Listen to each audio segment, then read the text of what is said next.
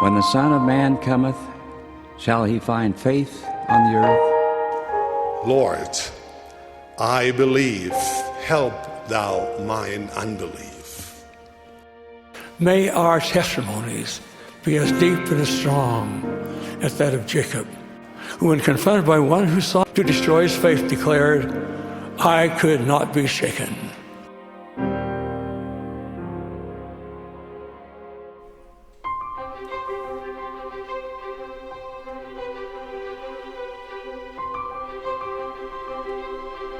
By the time we finish James 1 and 2, an incredible foundation has been laid.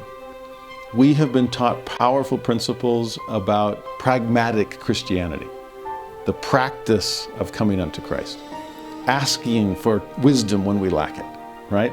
Giving to the poor, actually clothing the naked and feeding the hungry instead of just paying them lip service. We're no longer merely hearing the word, we're doing it, knowing that my faith without works might as well be dead. Can we build on that though? In chapter 3 and in chapter 4 and in chapter 5? James, you're on a roll. Keep rolling then. Keep teaching me. Remind me of more things I should be doing as a result of my mighty faith in Jesus Christ. Now that's an invitation that James is more than willing to accept. And so starting in chapter 3, verse 1, let's keep acting in faith and doing the will of God. My brethren, be not many masters, knowing that we shall receive the greater condemnation. Now, what do you mean by many masters? Now, the New International Version translates it this way. Not many of you should become teachers, because you know that we who teach will be judged more strictly. And ouch, thanks a lot, I am a teacher, so now I'm held to a higher standard. Well, not necessarily. I think what he's saying there is if you're teaching, it's because you're supposed to know something. And if you know, then you are held accountable for that knowledge. Okay? And that's true of all of us. Now, the JST gives us, in my opinion, an even better rendition of all of this, where it says, strive not for the mastery, knowing that in so doing we shall receive the greater condemnation. And with the mastery there, he's not talking about self-mastery. We should be striving for that all the time. He's talking about mastery over others. So when he says, do not be many masters, it's like, is that what you're trying to be? A master over many others? Are you looking to get ahead in the world? I mean, if you're being a respecter of persons and you always look up to the rich and look down at the poor, then no wonder you want to be like the rich yourself and master all those around you. That's not what we're aiming for as Christians. He says, for in many things we offend all. In other words, we all make many mistakes. We all stumble. We all offend other people in so many different areas of life.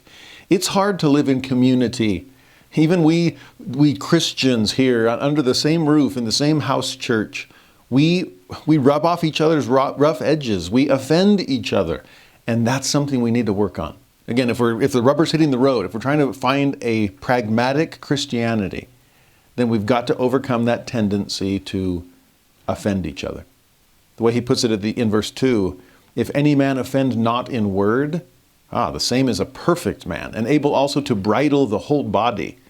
And imagine that. And this is a tall order. Don't offend anybody in the things you say. Well, if you can pull that off, you're as mature as I can imagine. You are as grown up, as perfect as possible. Now, none of us are there yet. We've all got some growing up to do. But that's the eventual destination. That's the aim. I mean, think about it. If you can control your mouth, you can probably control most everything else. I mean, the way he describes it in verse 3, behold, we put bits in the horses' mouths that they may obey us. And we turn about their whole body. Think about that. The horse is so much stronger than its rider. But just by putting a little something, a little piece of metal in its mouth, you can rein it in. You can turn its head. You can control this whole animal by that small bit. Or another analogy. Behold also the ships, which though they be so great, you thought horses were big. Let's keep expanding.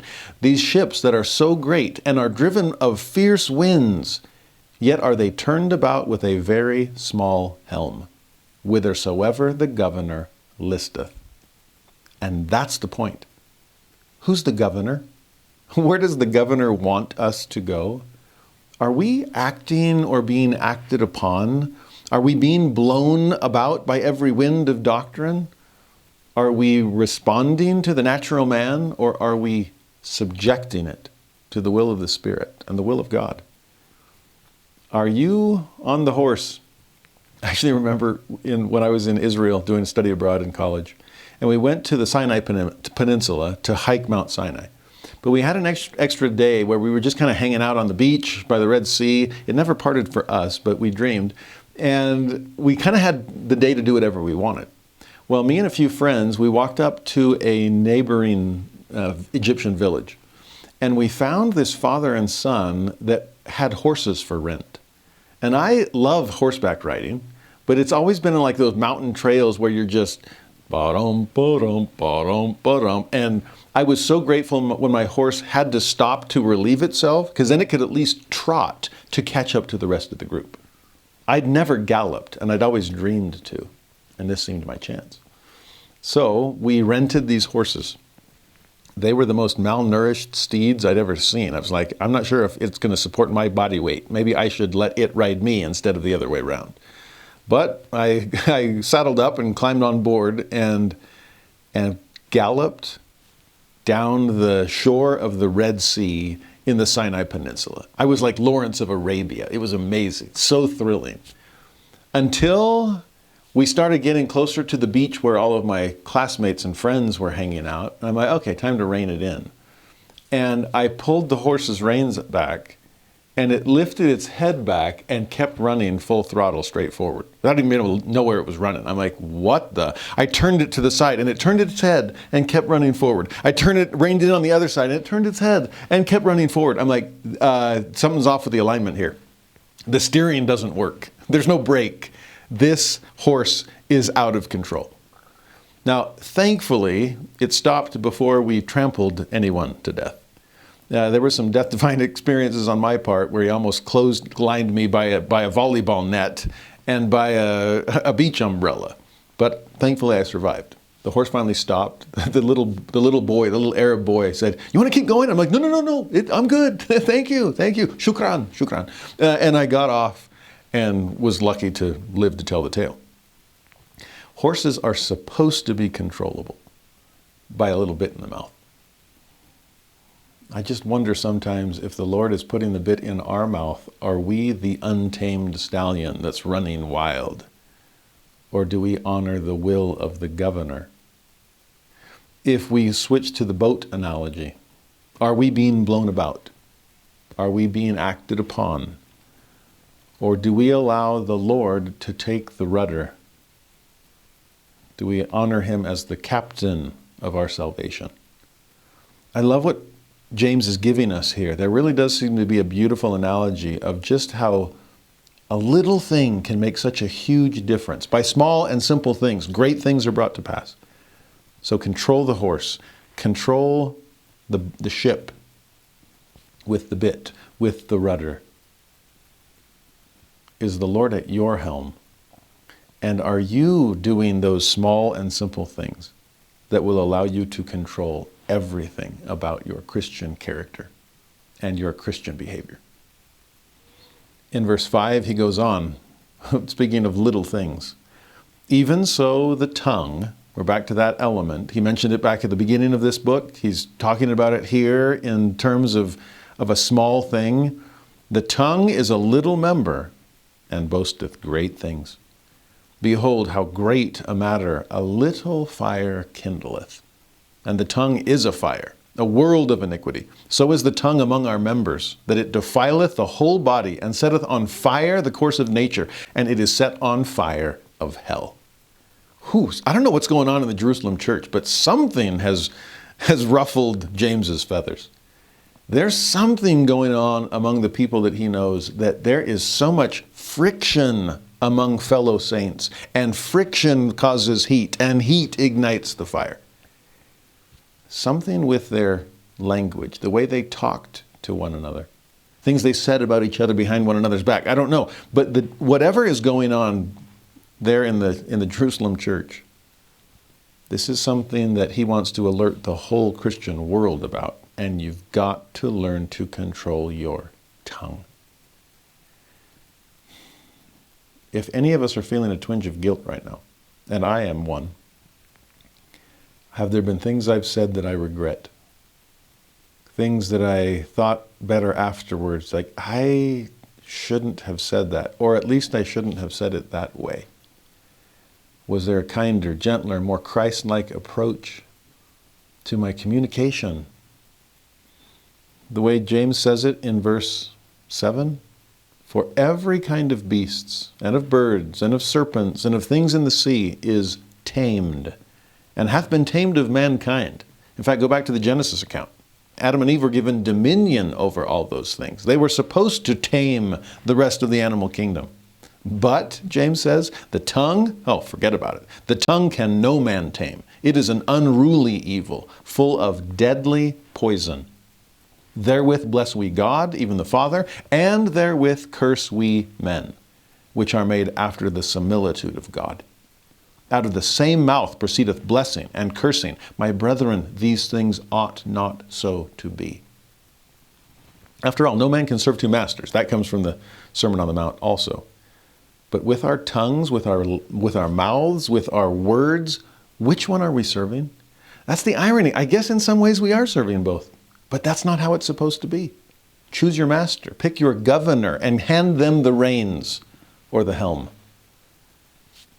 The thought that we can say such glowing things of God, keeping the first-rate commandment, speaking with a tongue of men and of angels, but then not have charity for our neighbor, to break the second great commandment by talking behind people's backs, gossip and slander and backstabbing and complaint, all those C's that they warned me about the day I was hired to teach as a seminary teacher.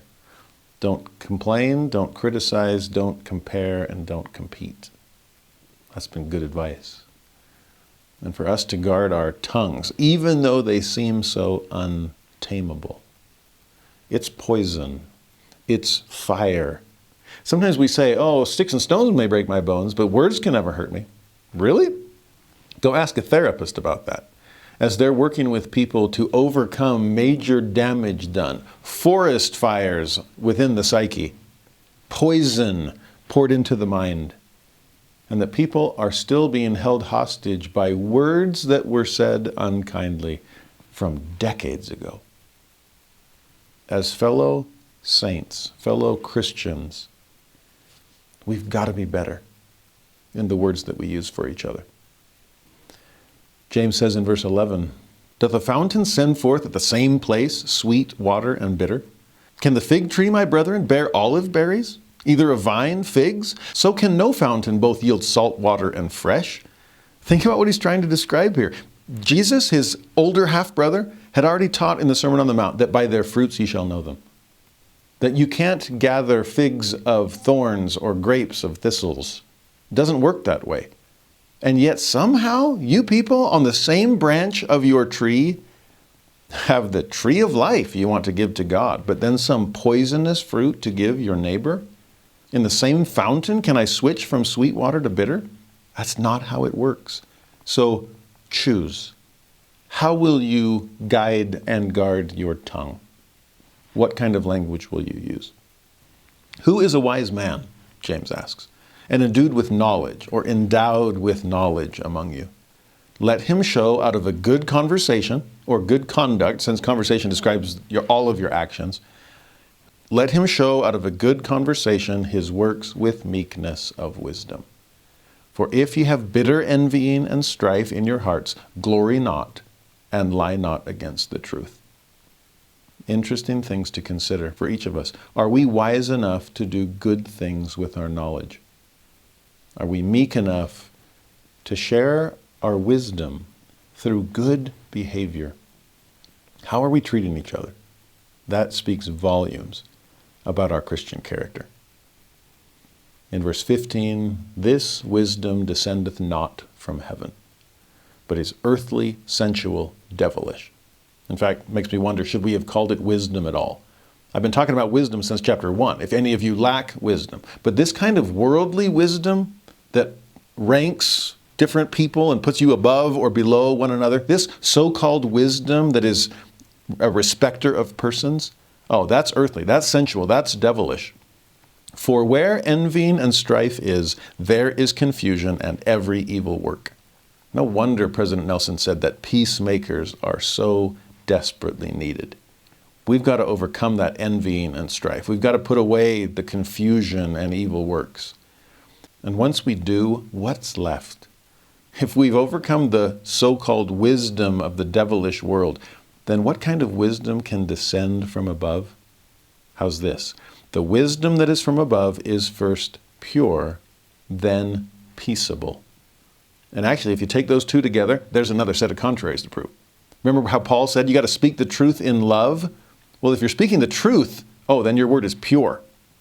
But if you're speaking it in love, then your word is peaceable. We have to balance those two. Keep going. Gentle and easy to be entreated, full of mercy and good fruits, without partiality and without hypocrisy. And the fruit of righteousness is sown in peace of them that make peace. He's bringing together a lot of the things he's already taught in the first half of his book, right? This idea of not being partial, of being an impartial judge, not treating the rich better than you would treat the poor.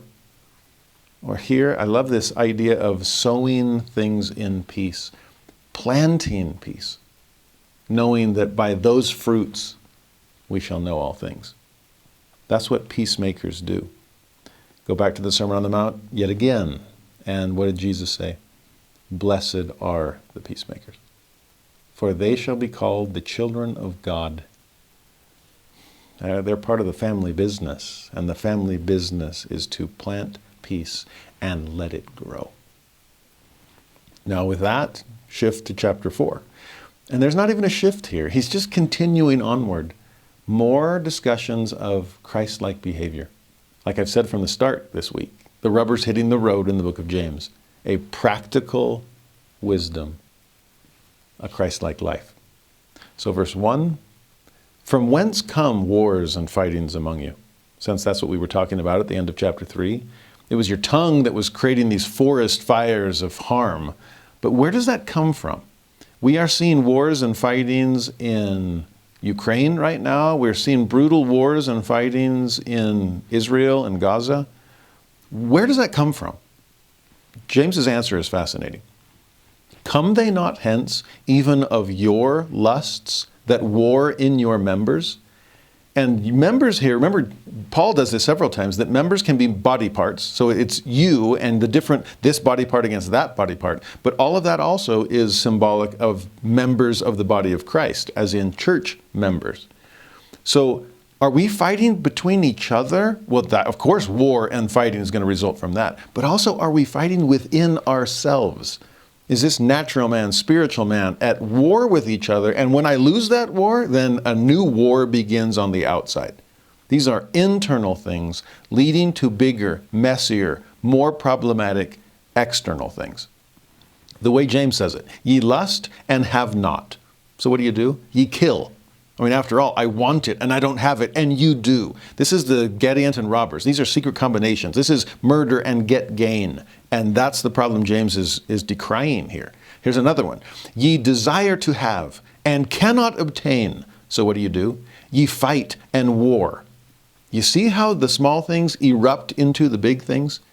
Something as simple as greed or lust turns into something as big as murder or warfare. He says, yet ye have not because ye ask not. No wonder you're trying to steal from others. You won't ask God for him to give you what you really need. Then again, what if you do ask God? Well, read the next line. Ye ask and receive not. And why? Didn't he say he'd give liberally and not upbraid? Well, remember the catch? You have to ask in faith. Well, in this case, there's a catch here as well. Ye ask and receive not because ye ask amiss, that ye may consume it upon your lusts. What James is describing here is the fact that we're doing it all wrong. We're pursuing wrong goals in wrong ways, external problems growing out of internal problems, everything driven by selfishness, me first. Nothing will destroy Zion more than selfishness. Because instead of one heart and one mind, we each are holding to our own wicked hearts and selfish minds. Instead of dwelling together in righteousness, we are splitting apart in selfish wickedness. And no poor among them? Oh, no, we're not meeting anyone else's needs. I want everything for myself. In some ways, the Babylon that the world is building right now is the direct antithesis of the Zion that God has in mind, the Zion that James is giving us counsel to construct. He says in verse 4, "Ye adulterers and adulteresses."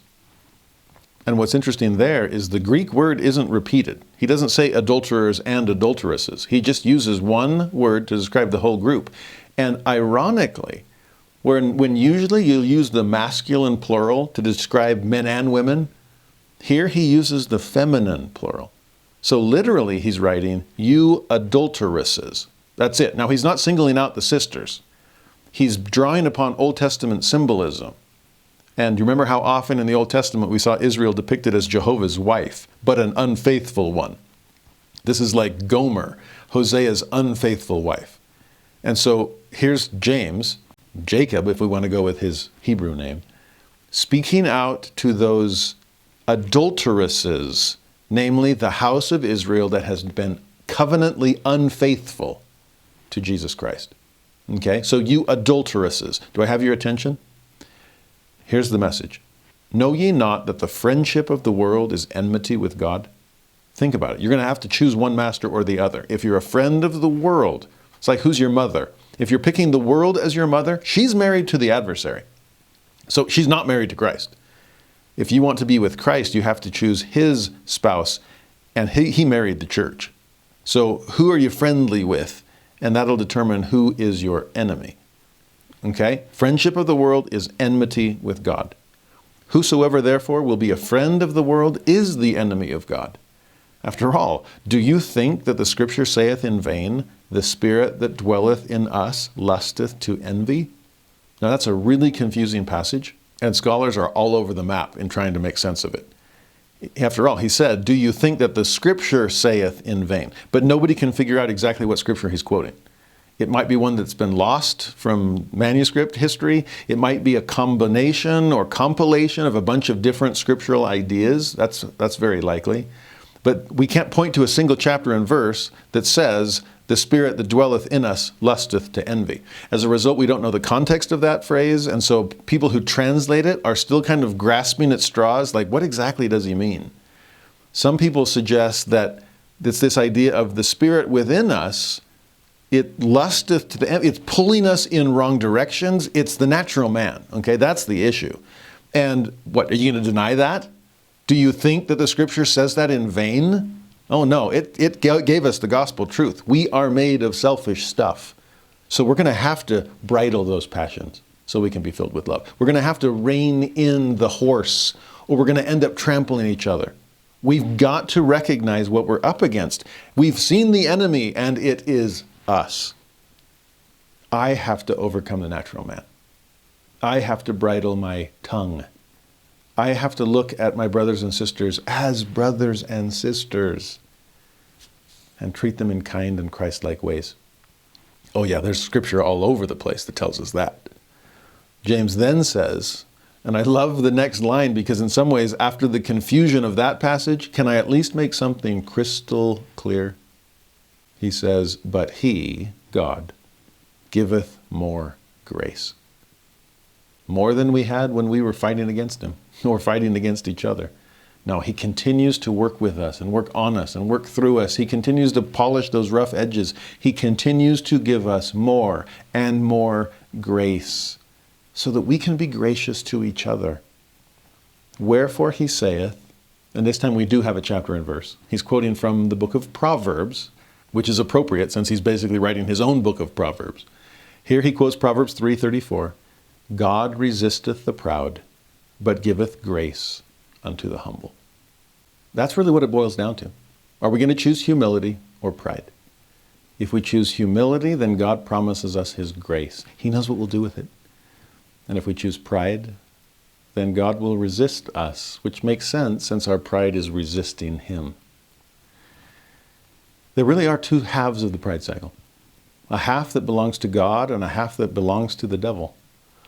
On the devil's side, we are proud and end up being destroyed. On the Lord's side, we are humble and end up being blessed. And actually what's interesting is what moves us back and forth or around the cycle is a combination of choice and consequence. I get to choose if I'll respond to my situation with humility or pride.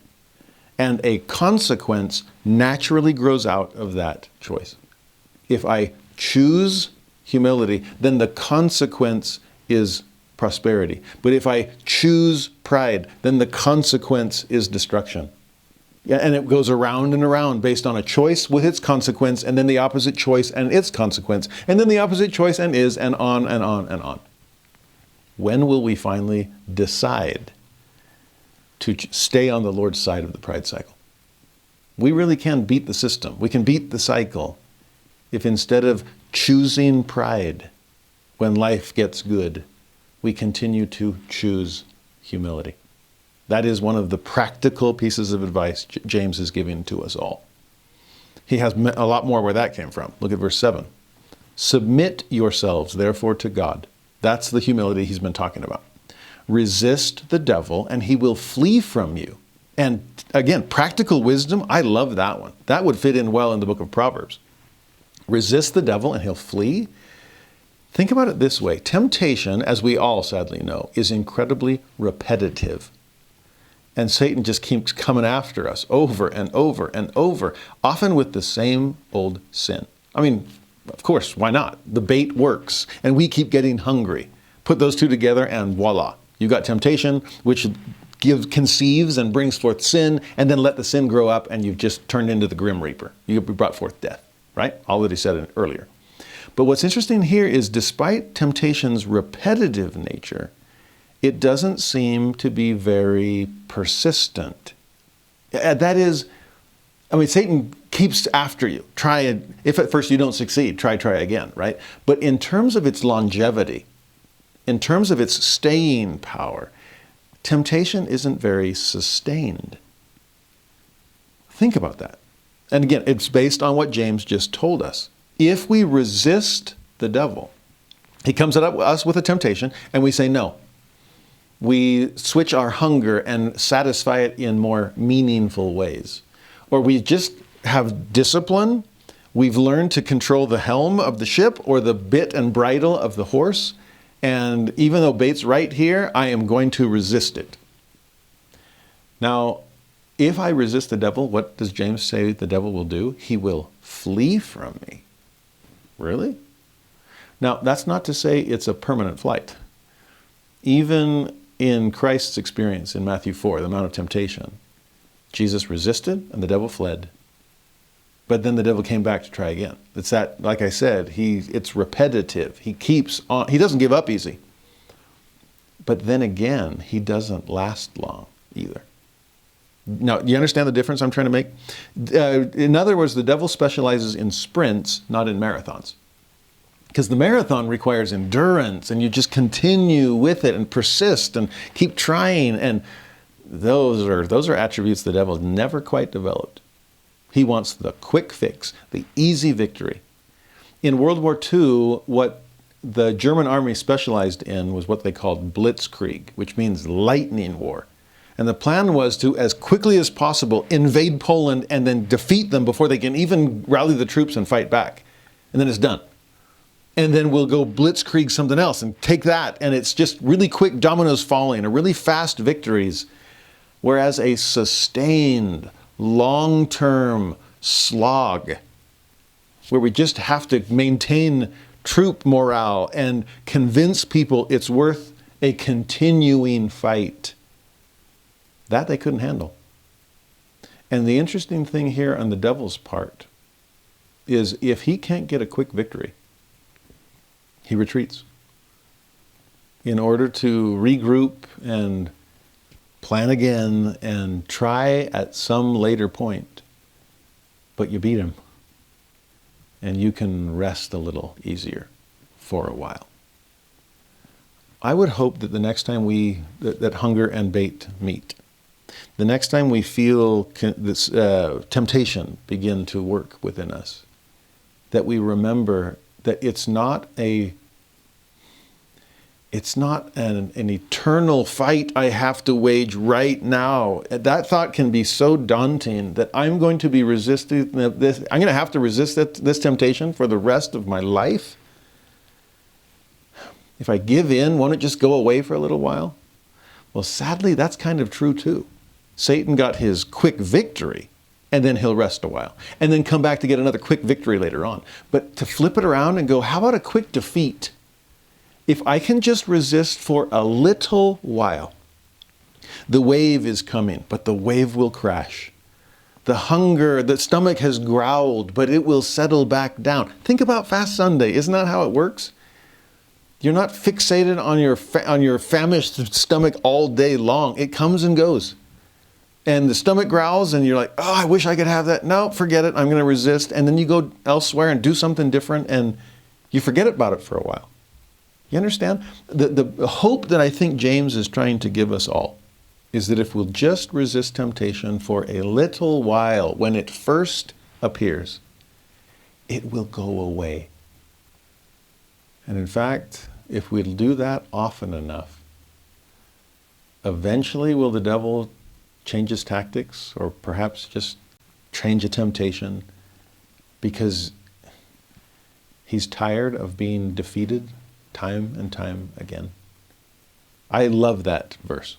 Resist the devil and he will flee from you. Remember that next time temptation comes. Also remember this, verse 8. Draw nigh to God and he will draw nigh to you. Doesn't that sound like a reciprocal relationship? And that's what covenants are, right? I mean, he's wanting and waiting to see you, but he wants to see if we'll turn to him first. Turning is that repentance. Think about the father of the prodigal son, for example. He couldn't follow the boy all the way off to that far country, but as soon as the boy came to himself and began the journey back, he didn't have to come the whole way back before the father went out and met him in the middle. Draw nigh to God, he will draw nigh to you. Next line, cleanse your hands, ye sinners, and purify your hearts, ye double-minded. Those double-minded men that are unstable in all their ways, right? The ones that are wavering to and forth, the ones that are paralyzed and can't do anything. Well, what do? Purify your hearts. And you'll be worthy of the Spirit's direction so you know which decision to make. There's actually something beautiful here, not to the Proverbs, but to the Psalms. Because remember that one, I think it's the 24th Psalm, where he invites us to have clean hands and a pure heart. Same thing here. Cleanse your hands and purify your heart. Elder Oakes has actually taught about this, that clean hands is your actions, pure hearts is your intent. So it's not just what you're doing, but it's the motivation behind those deeds. And both of them need to be clean and pure. He then says, be afflicted, or grieve is a better way to say that. We're not out there looking for affliction. You know what I need today? I need to be afflicted. No, when you are afflicted though, since it's going to happen, it's going to come, don't be shocked by that. Back to chapter 1, right? It's going to teach you patience, and that's a good thing. So when you're afflicted, fine, grieve and mourn and weep. Let your laughter be turned to mourning and your joy to heaviness. And that's an interesting piece of advice. We're supposed to allow ourselves to feel those emotions. Oh, but they're negative emotions, aren't they? What about men are that they might have joy? Well, yeah, but there's opposition in all things. And if you really want to be able to feel joy, you ought to let yourself feel sorrow. Emotions aren't bad in and of themselves. They're trying to tell us something, teach us something. And sorrow has quite the lesson to give. So allow sorrow to teach. Mourn and weep. There will be joy in the morning. Or as he says in the next verse, humble yourselves in the sight of the Lord, and he shall lift you up. Maybe that's what he means by the grief and the mourning and the weeping. It's meant to humble you. And how's that for the pride cycle? In a good way, if I choose humility, then the natural consequence is the Lord lifting me up. Now it's me. Now it's my turn to choose to stay there, right? Keep going in verse 11. Speak not evil one of another, brethren. He that speaketh evil of his brother and judgeth his brother speaketh evil of the law and judgeth the law. But if thou judge the law, thou art not a doer of the law, but a judge.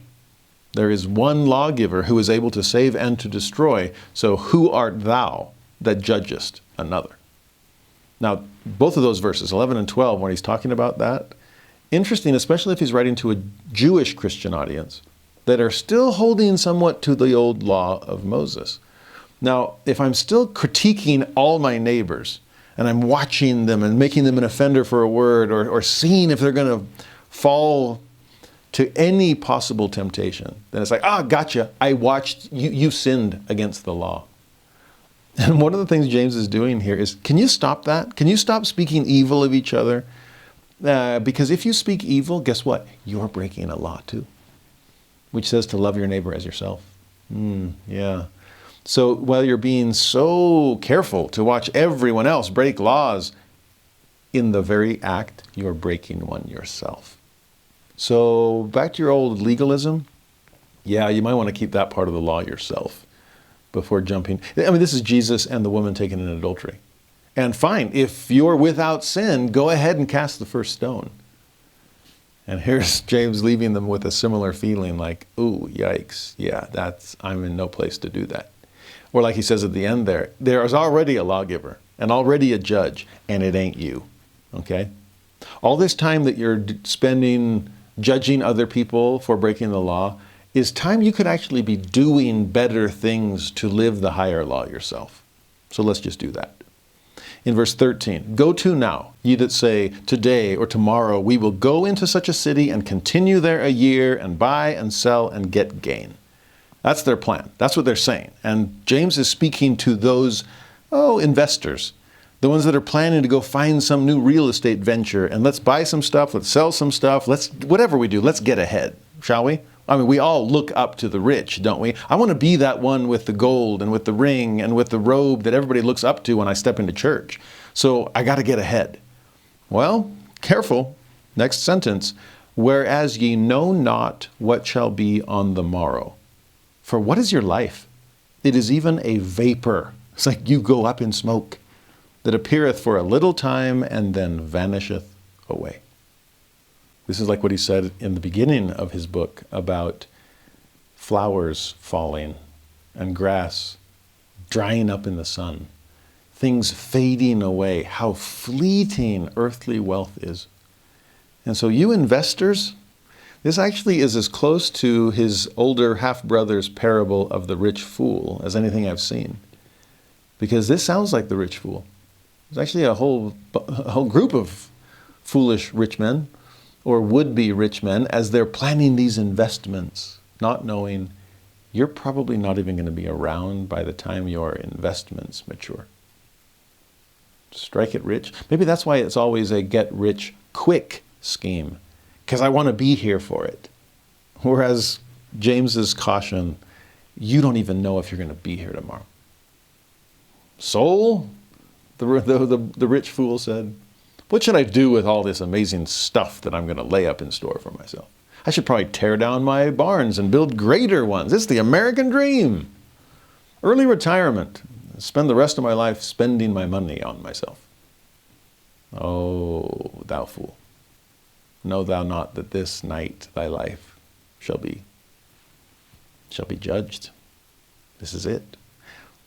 James is saying the same thing. And then he says in verse 15, for that ye ought to say, if the Lord will, we shall live and do this or that. I laugh at that because if the Lord will is what I heard 1,000,000 times a day on my mission. When I'd invite a sweet Puerto Rican person to come to church or to read the Book of Mormon or any kind of commitment, they'd always say, if the Lord will. Or in Spanish, si Dios quiere. In Arabic, they do the same thing. It's inshallah. And it's just, God willing, if that's what he wants. Now, most of the time I heard that, it was more of a cop-out. Like, oh, I don't know, I don't really feel like coming to church, but hey, if God wills, then I guess I'll be there. And we'd always laugh and go, oh, sí, él quiere, he wants you to. Here, it's the more honest version, though. It's the true submission to the will of God. This is what I'm going to say within myself. If the Lord will, I'll live. If not, then I'll die. I'm okay either way. I'm laying up my treasures in heaven, not on earth anyway, so it's fine. If he wants me to do this, I'll do it. If he wants me to do that, I'll do that instead. Okay? That's the right kind. How about this for the wrong kind? But now ye rejoice in your boastings. All such rejoicing is evil. And then he expands to give us a powerful principle. Therefore to him that knoweth to do good and doeth it not, to him it is sin.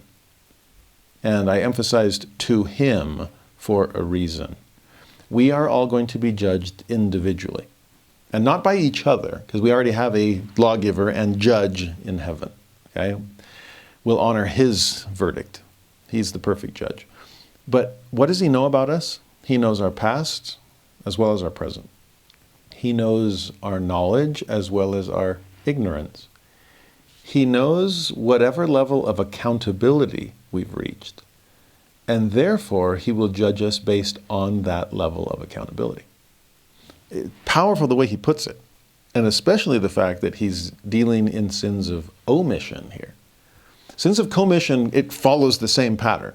If I know I shouldn't do something and I do it, then yes, to me that's sin. Otherwise I'd be sinning in ignorance, and where there is no knowledge, there's no accountability. Okay? But in terms of sins of omission, that's a fascinating one too. If I know I should be helping someone, it goes back to that, I felt the joy of a prompting. Great, go feel the joy of actually acting on it. You'll be amazed. Okay? So if you know you should be doing something, doing good that is, please do it. Otherwise, that's a sin on you. And it's personal. I don't have to judge other people because maybe they don't know better. Maybe God hasn't inspired them to do such and such a thing or called them into a particular action. My mom told me that when I was a little boy, we were having family night, probably me and my older sister. I was maybe 2 and she was 4, something along those lines. This is too early for me to even remember, but my mom has reminded me of it. She was teaching about forgiveness and mentioned the verse in the Doctrine and Covenants that if you don't forgive when someone repents, then you're guilty of a worse sin. You're withholding the atonement, right? Made perfect sense to my sister, at least. Because she said, according to Mom's story, my sister wheeled it right, turned to me and said, Jared always does that. He never forgives me. When I hurt his feelings and I say I'm sorry, he doesn't forgive me. So he's worse than me, huh, Mom? And my mom said, I just burst into tears instantly. And through my tears and my sobbings and my weeping and wailing and gnashing of teeth, I said, but I didn't know. I didn't know. And my mom realized, you're right. You didn't know. This is the first time I've taught this particular family home evening lesson. So you, Jared, you sinned in ignorance. Kristen, cut him some slack. And Jared, now you know. So if you do it again, you're not quite off the hook. In fact, my mom said, I felt so guilty realizing I hadn't taught you that. And this burst of emotion, this broken heart and contrite spirit that you felt right then was more my fault than yours because I hadn't prepared you to understand and live that commandment. So she said, I made it a point to make sure you guys would always know what you should be doing. And she did an amazing job of that. Okay? And there's no chance for me to cry to my mom and say, I didn't know, because thanks to her, I do. Okay? Now, one more chapter. And in this final chapter, James is going to give us his grand finale of rubber hitting road, of practical application of the gospel of his older half-brother. How do I live Christ's teachings? Thank you for all your theologizing, Paul. But we got to do something about it. So, James, what practical wisdom do you have for me? Verse 1, Go to now, ye rich men. He keeps bringing them in. There must really have been some stratified society among the church that he's talking about. Go to now, ye rich men, and weep and howl for your miseries that shall come upon you. Yikes. Miseries, isn't wealth something that can protect you from all of that? Can't I buy my way out of problems? It often seems that way. But if that's what you're using as protection, it's going to go up in smoke like everything else. It's going to vanish away. It's going to fade. The way he puts it is strong language. Your riches are corrupted. Your garments are moth-eaten. Your gold and silver is cankered, and the rust of them shall be a witness against you, and shall eat your flesh as it were fire. Ye have heaped treasure together for the last days.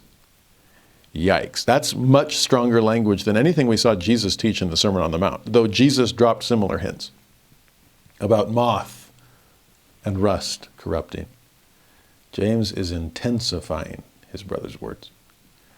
Or verse 4, behold the hire of the laborers who have reaped down your fields. So they're your fields, but you've got these laborers that are working them. This is management versus labor force. And if you're hiring them, then aren't you supposed to give them their penny appointed at the end of the day? Well, are you? The way he puts it here, you've hired laborers to reap down the fields. They've done that. But speaking of payment, which is of you kept back by fraud. Oh, so you're not paying your employees. You are exploiting your workers. No wonder you become the 1%. You're living at the expense of the 99%. But guess what? The cries of them which have reaped are entered into the ears of the Lord of Sabaoth. And Sabaoth is not a mispronunciation of Sabbath. We saw this repeatedly in the Old Testament. It means Lord of hosts or Lord of armies. Again, James is intensifying his language and painting a picture of judgment. How are you treating those around you? He says, ye have lived in pleasure on the earth and been wanton, or self-indulgent, we would say. Ye have nourished your hearts. But then this fascinating metaphor. Ye have nourished your hearts as in a day of slaughter. Ye have condemned and killed the just, and he doth not resist you. Now, what did he mean by nourishing his heart as in a day of slaughter? Well, think about what rich people do to celebrate. Well, you're going to slaughter the fatted calf, right? And then eat as much of it as you possibly can with your rich friends.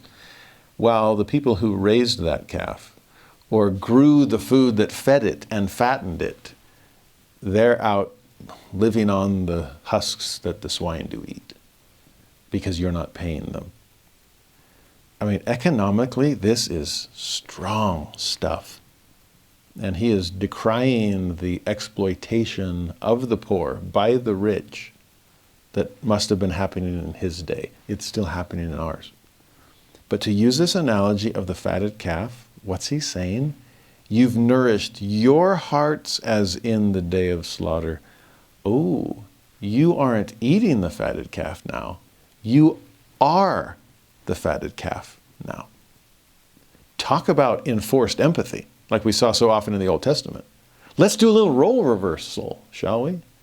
And have you feel what it feels like to be preyed upon.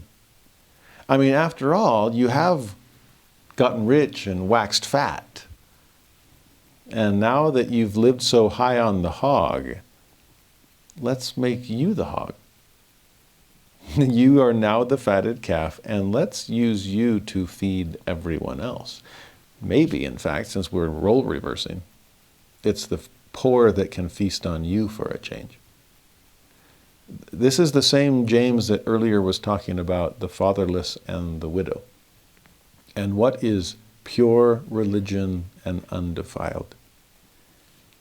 Oh, I think even during the years where he didn't believe that Jesus was the Messiah, he knew that Jesus cared for the poor and the needy. And that was a lesson we all need to learn. He then says in verse 7, "Be patient, therefore, brethren, unto the coming of the Lord."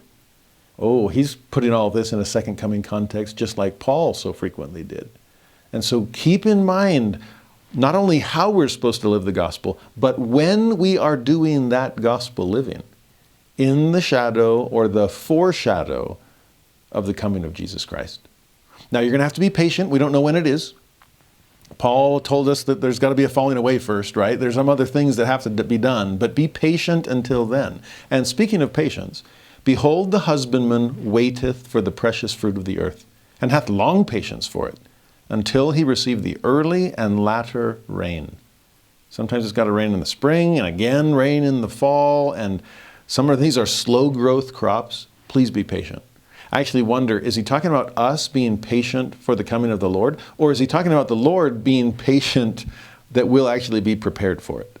Either way, there's some waiting going on, okay, before the coming of Christ. He goes on, be ye also patient, establish your hearts, for the coming of the Lord draweth nigh. Grudge not one against another, brethren, or don't grumble against each other. It's that tongue that's starting forest fires all over again. No, don't do that, lest ye be condemned. Behold, the judge standeth before the door. And again, there's second coming context. That great judge that will outjudge us all is right outside. I stand at the door and knock. Blessed are those who can open immediately and let me in. Well, if the judge is right outside the door, I hope we're not grumbling against each other. I hope we're not exploiting one another and causing friction, because the walls are thin. Maybe he can hear all that right through the door. Maybe actually that's why he's waiting. Have you ever done that? I remember some really awkward times where I was about to knock on somebody's door and I could hear fighting going on inside. Yeah, probably not the right time. I still have to come and visit, or I need to get in this house, but I'm going to let this subside and then wait long enough so that they don't know I'm out here overhearing all of this. Is that part of the reason the Lord is patient in his coming? So we have time to clean things up a bit. Well, we better take advantage of that opportunity. In verse 10, he says, take my brethren the prophets, who have spoken in the name of the Lord, for an example of suffering affliction and of patience. Behold, we count them happy which endure. And that brings us back to the way he started this whole letter, right? Be grateful for those diverse afflictions. It's what develops patience in all of us. And patience has to have its perfect work. So look back at the prophets and think about how many of them are examples of exactly that kind of patience in affliction. They were happy. They endured. He says, ye have heard of the patience of Job. And that's the best example I think anybody could think of. And you have heard of that. You have seen the end of the Lord. You know the end of the story, all those blessings that came his way. That the Lord is very pitiful, or we would say full of pity. Okay, he cares about people. He feels for them. Compassion, empathy, love. He is very pitiful and of tender mercy. What's great about this, again, practical living, is live the gospel. And don't just do it during easy times. In some ways, how we behave under duress is the best example of who we really are. I don't know, well, if I had $1 for every time, and this would make me a rich man, I've got to be careful with that, right? But if I had $1 for every time I excused my frustration or impatience or saying something that I regret, if I had $1 for every time I excused those forest fires by saying, I'm sorry, honey, I'm just really stressed, or I'm really tired, or there's just a lot on my mind, or I'm hangry, or whatever it might be. It's okay, fine, but if you can only be good when life is good, are we back to publicanism?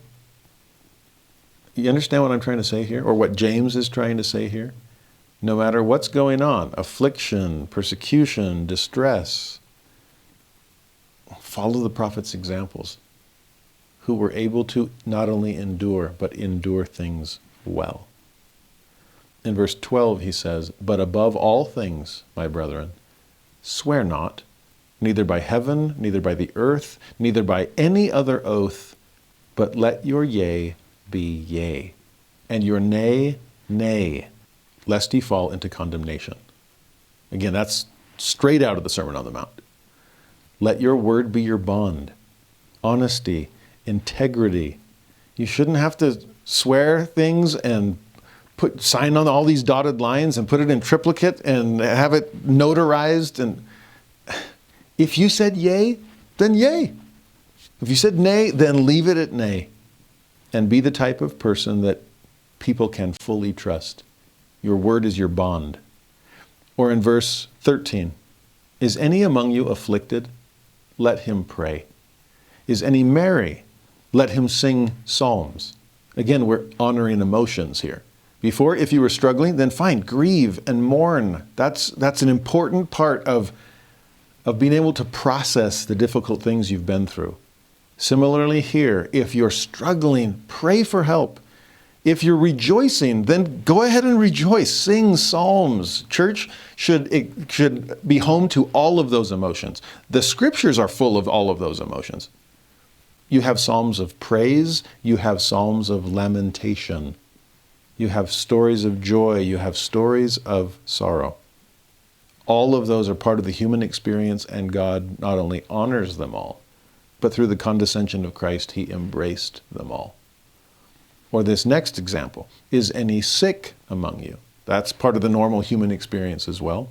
Well, if you are sick, then let him call for the elders of the church and let them pray over him, anointing him with oil in the name of the Lord. And the prayer of faith shall save the sick, and the Lord shall raise him up. And if he have committed sins, they shall be forgiven him. I love that he puts physical and spiritual healing side by side. But notice the way he described it. I think there's something here that I want us to wrestle with for a moment, especially God's daughters right alongside God's sons, okay? Because according to this verse, what do you do when you're sick and you want to be healed? You have faith to be healed. Well, you send for the elders of the church. Those elders, and that is a male priesthood office. In the New Testament, we've seen both deacons and deaconesses.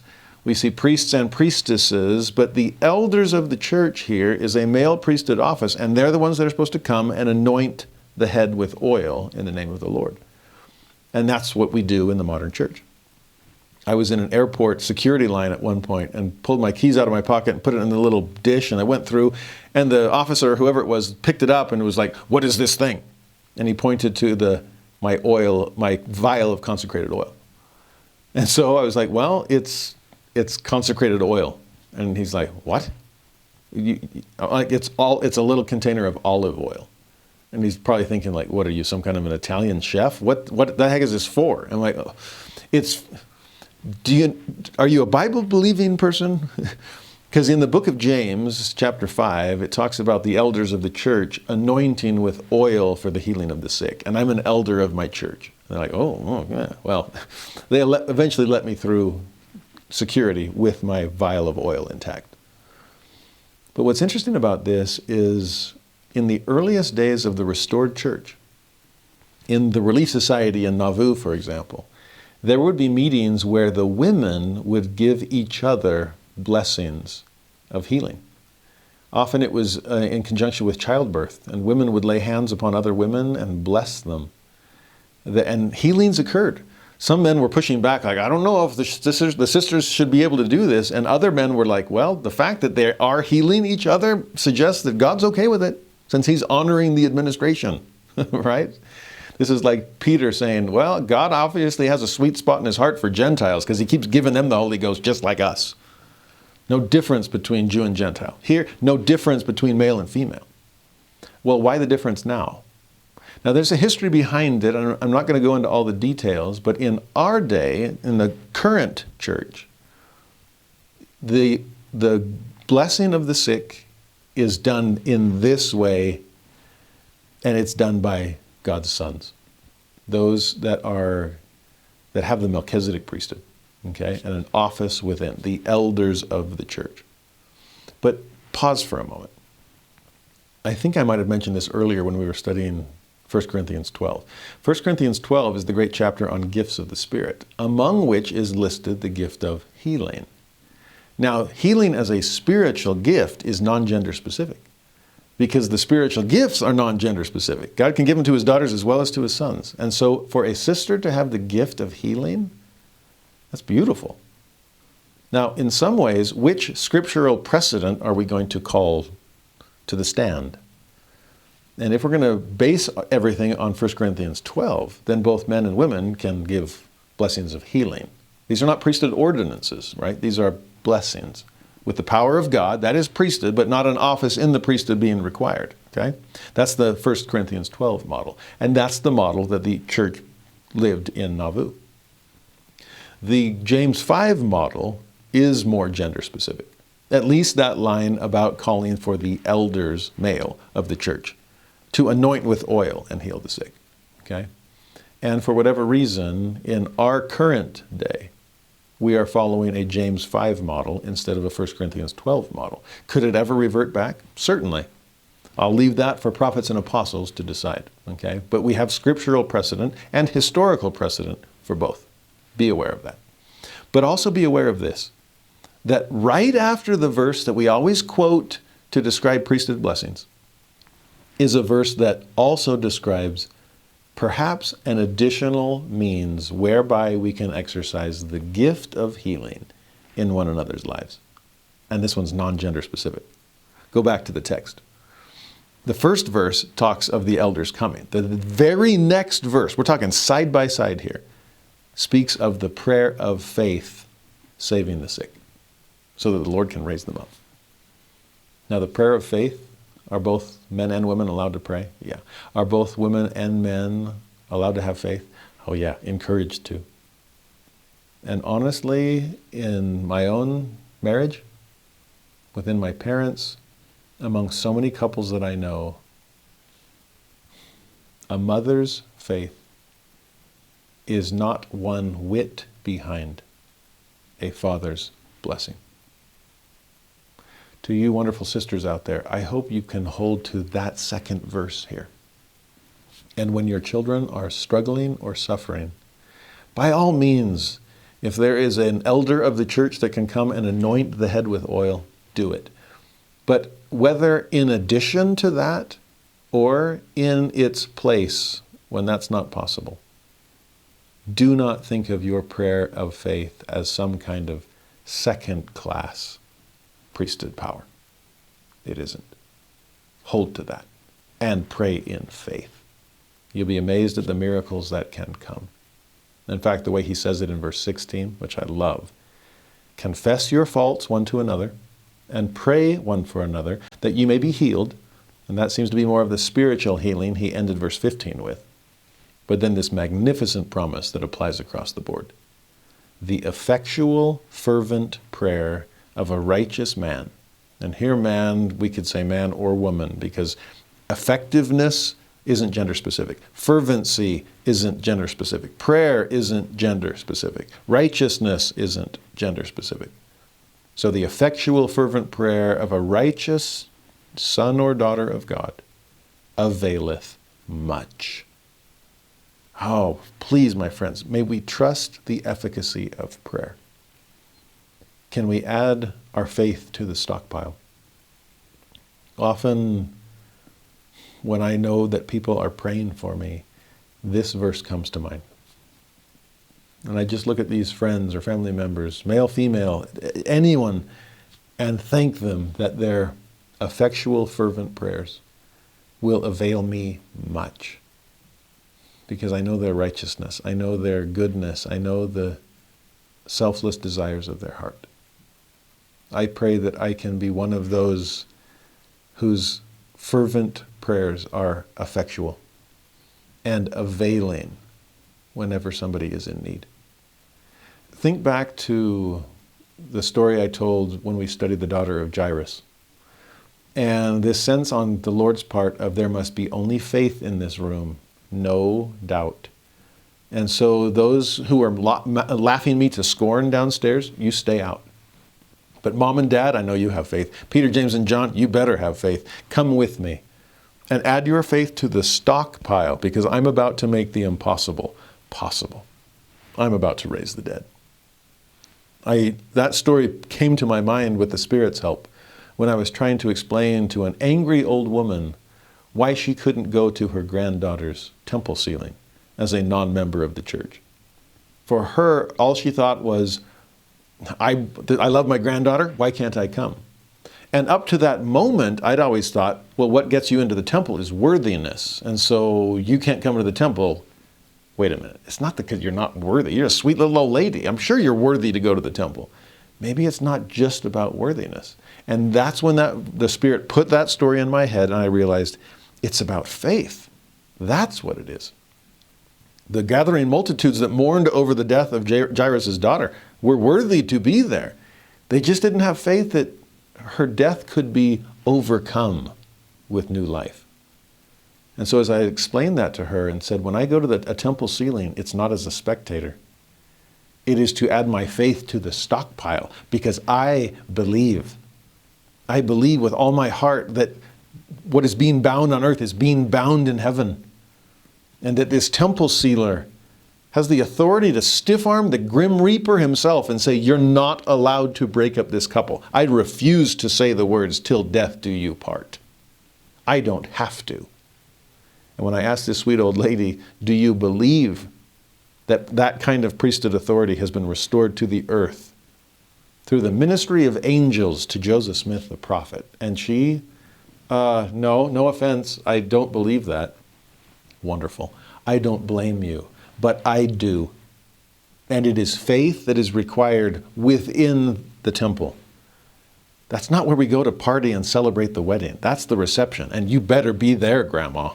Okay? By the end of the discussion, she realized, it's okay, it makes sense why I'm not in the temple. I'm no longer offended by that. I don't have the kind of faith that would be required to perform the kind of miracle you're describing that takes place there. Well, take it all, that concept right back to James 5. And the effectual, fervent prayer of a righteous man or woman availeth much. Bring your faith and enable miracles thereby. An interesting example of that, he mentions in verse 17, Elias, which is the Greek form of Elijah. So go back to that amazing, wild man up back in the pages of the Old Testament. And here's Elijah, who's described as a man subject to like passions as we are. And that's interesting. James is saying, hey, Elijah was just like us. He had his issues, he had his strengths and his weaknesses, and yeah, they're all played out on the pages of the Old Testament. We met him in all his glory and all his roughness last year. But notice this, Elijah was a man subject to like passions as we are. And he prayed earnestly. How's that for an effectual, fervent prayer? He prayed earnestly that it might not rain. And sure enough, it rained not on the earth by the space of 3 years and 6 months. How's that for an answered prayer? And then he reversed it. He prayed again, and the heavens gave rain, and the earth brought forth her fruit. I love what James is reassuring us with. Elijah was far from perfect. But you know what? He trusted the power of prayer. And God honored that. So the effectual, fervent prayer of the righteous man, well, again, it's not the flawless man or woman. But you're doing the best you can, and you're trusting in God to do what you can't do. Oh, that availeth much. Just ask Elijah. And then James ends this brief little letter. Intended for everyone, universal, general. He says in verse 19 and 20, brethren, if any of you do err from the truth, and that's going to be all of us because we're imperfect. That's all right. Elijah had his own issues as well. But if any of you do err from the truth, and one convert him, and I pray that's happening constantly. Instead of judge each other, help each other. Instead of pushing each other down, lift each other up. Forget comparison and competition and criticism and complaint. Let's go with conversion. How's that for the big C? One, convert him. That's what we're praying for. Then let him know that he which converteth the sinner from the error of his way shall save a soul from death, and shall hide a multitude of sins. Now, before you jump to conclusions with that last phrase, he'll hide a multitude of sins. Wait a minute, is that talking about me if I go out and convert a sinner? Oh, as a missionary, we'd jump at that chance. So do my sins get automatically, do I get automatic amnesty by sharing the gospel and converting someone to the church? Oh, sign me up for another mission. I would be hesitant to jump to that conclusion. In fact, Peter, we'll see him next week. Peter will make a similar promise, or use a similar phrase, I should say, in his letter, when he says that charity covereth a multitude of sins. It's like, hey, so if I'm loving, then I get all my sins forgiven too? Is that how it works? Well, there's a JST there. Brace yourself. Or at least slow down a bit.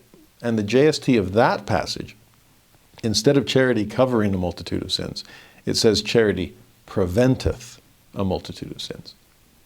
And that, to me, seems a little bit more doctrinally sound. That it's not automatic amnesty just because I showed some love. But the more loving I am, it prevents me sinning against another person. Perhaps it prevents them from sinning against me or against others. Charity is a great preventative of other problems. And so is converting souls. From sin to righteousness, from death to life. I'm preventing further problems for them and for me. And that is cause to rejoice together.